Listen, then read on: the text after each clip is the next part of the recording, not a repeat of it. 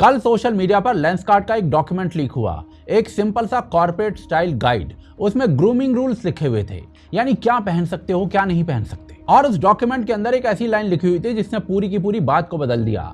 हिजाब पहनना अलाउड है लेकिन बिंदी और तिलक अलाउड नहीं है। पहली नजर में ही बस आपको लेंसकार्ट का रूल लगता है, एक कॉर्पोरेट डिसीजन, लेकिन जैसे जैसे आप इसे थोड़ा सा ध्यान से देखते हो एक सवाल उठता है कि हिजाब अलाउड है और कलावा, बिंदी या फिर तिलक अलाउड क्यों नहीं है लेंसकार्ट के अंदर। अब इस पूरी कंट्रोवर्सी के बाद पीयूष बंसल सामने आते हैं। वो कहते हैं कि भी डॉक्यूमेंट पुराना है, करंट पॉलिसी हमारी ऐसी नहीं है, वो इसे एक गलती बताते हैं। वैसे ये गाइडलाइंस फरवरी 2026 की हैं, यानी कि आउटडेटेड नहीं है, पर चलिए ठीक है, मान लेते हैं कि आउटडेटेड गाइडलाइंस थी। लेकिन असली सवाल वहीं खड़ा है कि ये पॉलिसी बनी कैसे, क्योंकि भाई साहब पॉलिसीज हवा में नहीं बनती हैं। हर रूल के पीछे एक सोच होती है, एक माइंडसेट होता है, और वो माइंडसेट कहां से आया, यही असली कहानी है। अगर आप थोड़ा सा पीछे जाकर देखोगे तो नोटिस करोगे कि पिछले कुछ सालों में कॉर्पोरेट और एडवर्टाइजमेंट स्पेस के अंदर एक बदलाव आया है, जहां धीरे धीरे हिंदू सिंबल्स कम होते गए हैं, जैसे कि तिलक, बिंदी या फिर मंदिर की photos. But slowly, in the recent 4-5 years, first diyas went out, then rangoli went out, then flowers went out, and the bindi was the last visible symbol to be taken out of Diwali ads. And it was almost like all the brands were saying that we want the Hindus to spend money, we want your money, but we are not willing to respect your symbols, we are not willing to respect your way of life. They wanted Diwali to be one consumerist orgy where people would just buy gifts, mindless gifts, and strip Diwali of all Hindu symbolism. जो चीजें कुछ साल पहले normal थी वो अब थोड़ा uncomfortable लगने लगी, इतना कि कुछ लोगों ने दिवाली को भी जश्न रिवाज बना दिया। ये चेंज अचानक से नहीं आया है और इसके पीछे सबसे बड़ा रोल रहा है स्टोरी टेलिंग का, यानी कि बॉलीवुड का। बॉलीवुड परसेप्शन बनाता है, वो तय करता है कि ऑडियंस क्या नॉर्मल मानेगी और क्या आउटडेटेड। अगर आप ध्यान से देखो तो एक पैटर्न दिखेगा इस सब में। जब किसी कैरेक्टर को ट्रेडिशनल हिंदू सिंबल्स के साथ दिखाया जाता है, जैसे कि माथे पर तिलक, धोती या फिर टेंपल का बैकग्राउंड, तो उसे बहुत बार या तो बहुत बैकवर्ड दिखाया जाता है या फिर जोकर बना दिया जाता है या फिर उसे गुंडे मवाली का रूप दे दिया जाता है। वहीं जब मुस्लिम इमेजरी आती है, यानी कि दरगाह, कव्वाली, सूफी कल्चर, हिजाब, तो पूरा टोन बदल जाता है। लाइटिंग सॉफ्ट हो जाती है, बैकग्राउंड म्यूजिक सोलफुल हो जाता है, सीन में इमोशनल डेप्थ आ जाती है। ये कोई डायरेक्ट अटैक नहीं है, कोई ओपनली नहीं कह रहा है कि एक सही है या दूसरा गलत है, लेकिन विजुअल्स और स्टोरी टेलिंग के जरिए ऑडियंस के दिमाग में एक बात डाल दी जाती है। एंड ये काम दशकों तक बॉलीवुड की फिल्मों के एक बड़े वर्ग ने किया है। इस बात को आप डेटा से प्रूव कर सकते हो और अब वही काम OTT पर भी हो रहा है। नेटफ्लिक्स और प्राइम के जो शोज हैं उनके अंदर अर्बन प्रोग्रेसिव हीरो की जो इमेज है, उसकी आइडेंटिटी है, उसको देखिए, उसकी सेंसिबिलिटीज क्या हैं, वो किस इमेजरी से कंफर्टेबल रहता है, वो किस चीज से कंफर्टेबल नहीं है। आपका जीवन परिवर्तित होने जा रहा है, परिवर्तन के लिए तैयार रहो। जय आर्यवत। ये एक पैटर्न है जो बड़ी स्क्रीन से लेकर छोटी स्क्रीन तक और फिर आपके कॉर्पोरेट कल्चर तक आया है, और आपको कॉन्शियसली कुछ सिखाया नहीं जाता है इसमें बस आपको ये महसूस करवाया जाता है कि क्या मॉडर्न है और क्या ऑकवर्ड है। आप जरा कॉर्पोरेट कल्चर पर आते हैं। कॉर्पोरेट स्पेस हमेशा से न्यूट्रलिटी की बात करता है। हम किसी रिलीजन को प्रमोट नहीं करते, हम तो न्यूट्रल हैं। सुनने में ये सब कुछ बहुत फेयर लगता है, लेकिन प्रॉब्लम तब शुरू होती है जब ये न्यूट्रलिटी इक्वालिटी में नहीं बदलती। अगर कोई कंपनी कहती है कि भाई रिलीजियस सिंबल्स अलाउड नहीं है, तो वो रूल सब पर अप्लाई होना चाहिए, हिजाब पर भी, पगड़ी पर भी, बिंदी पर भी और तिलक पर भी। और अगर कोई कंपनी कहती है कि भाई रिलीजियस सिंबल्स को आप पहन सकते हो, तो वो सबके लिए अलाउड होना चाहिए। लेकिन जब एक तरफ हिजाब और पगड़ी को डाइवर्सिटी के नाम पर एक्सेप्ट किया जाता है और दूसरी तरफ बिंदी और तिलक को अनप्रोफेशनल या फिर अगेंस्ट ग्रूमिंग कहा जाता है, तो ये फिर भाई न्यूट्रल होने के नाम पर थूकना हो जाता है। अब यहाँ पर एक और बात है जो रेयरली डिस्कस होती है। ये जो दोगलापन है, ये केवल विचारधारा से नहीं आता है, इसका एक बहुत बड़ा हिस्सा बाहर के देशों से इंपोर्ट किया जाता है। आज ज्यादातर बड़ी कंपनियां वेस्टर्न DEI फ्रेमवर्क को फॉलो करती हैं,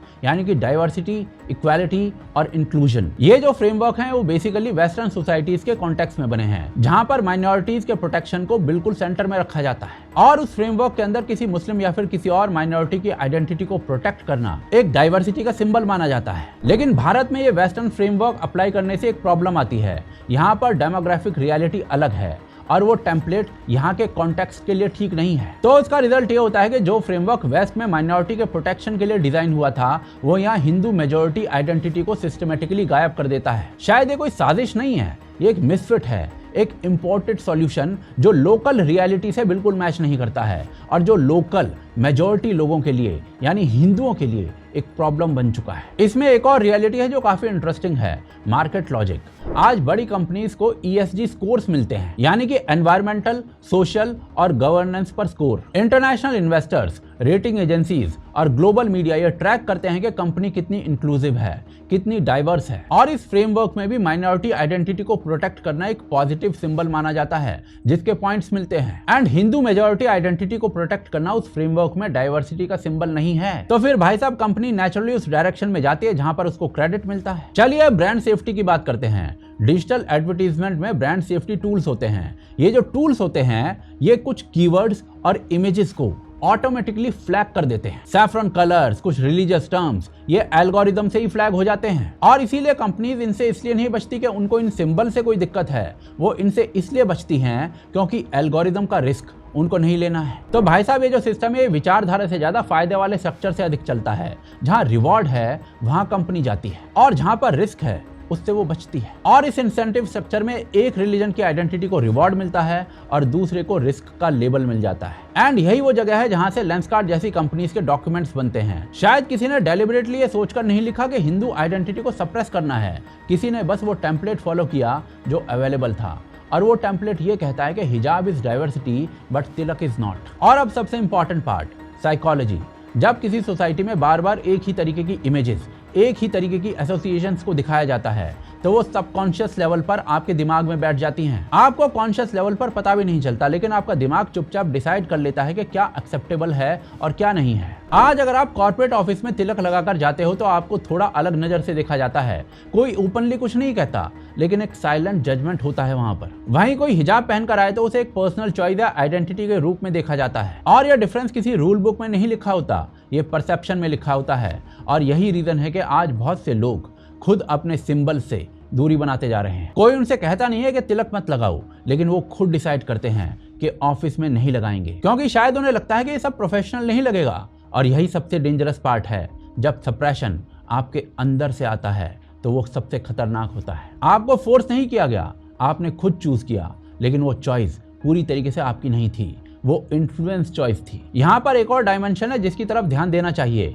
और वो है लैंग्वेज। दिवाली को फेस्टिवल ऑफ लाइट्स या फिर जश्न रिवाज कहना और ईद को ईद ही रहने देना, होली को कलर फेस्टिवल कहना और रमजान को रमजान ही रहने देना, ये यूज ऑफ वर्ड भी उसी पैटर्न का हिस्सा है। एक आइडेंटिटी को ट्रांसलेट करने की जरूरत पड़ती है और दूसरे को नहीं। और जब आप किसी चीज को बार बार ट्रांसलेट करते हो तो धीरे धीरे ओरिजिनल से कनेक्शन कमजोर हो जाता है। एंड यही डी हिंदुआइजेशन का असली मैकेनिज्म है। एंड ये कोई अचानक से हुआ अटैक नहीं है, ये एक स्लो प्रोसेस है जिसमें हिंदू सिंबल्स पब्लिक की विजिबिलिटी से हटते जाते हैं, लैंग्वेज डाइल्यूट होती जाती है और एक पूरी जनरेशन ये सोचते हुए बड़ी होती है कि रिलीजन जो है वो एक प्राइवेट स्पेस की चीज है। यानी कि भाई घर में पूजा करो, त्योहार मनाओ, लेकिन पब्लिक स्पेस में उसको बिल्कुल मत दिखाओ। कलावे उतर गए हैं लोगों के। और इंटरेस्टिंग बात यह है कि ये रूल सब पर इक्वली अप्लाई नहीं होता है। सेम सोसाइटी के अंदर डाइवर्सिटी को सेलिब्रेट किया जाता है। कंपनीज कैंपेन्स चलाती हैं, एड्स बनाती हैं, स्लोगन्स लिखे जाते हैं कि हम इंक्लूसिव हैं, लेकिन ग्राउंड रियलिटी में इंक्लूजन सिलेक्टिव हो जाता है। कुछ आइडेंटिटीज को सेलिब्रेट किया जाता है, कुछ को टॉलरेट किया जाता है और हिंदू आइडेंटिटीज को चुपचाप दबा दिया जाता है। ये सब इंडिविजुअली बहुत छोटे छोटे सिग्नल्स हैं, लेकिन कलेक्टिवली ये नैरेटिव बनाते हैं और यही नैरेटिव डिसाइड करता है कि सोसाइटी खुद को कैसे देखेगी। लेंसकार्ट का डॉक्यूमेंट इसलिए इतना बड़ा इशू बना क्योंकि उसने वो सब कुछ अपने डॉक्यूमेंट में लिख दिया जो अब तक सिर्फ फील किया जाता था। एंड ये सब कुछ तब तक चलता रहेगा जब तक आप लोग सवाल नहीं पूछेंगे। नो बिंदी नो बिजनेस, इस पर आपने आवाज उठाई तो 2 साल के अंदर ही दिवाली की एड्स में मॉडल्स बिंदी और हिंदू सिंबल्स के साथ दिखने लगे। एंड जब तक आप कॉर्पोरेट कल्चर में हो रहे इस डिस्क्रिमिनेशन के खिलाफ नहीं बोलेंगे, तब तक सब कुछ एल्गोरिदम और रेटिंग एजेंसीज तय करेंगी। क्योंकि भाई साहब लेंसकार्ट का केस तो बस सामने आया है, लेकिन हिंदू सिंबल्स का सप्रेशन कदाचित हजारों जगह हो रहा है।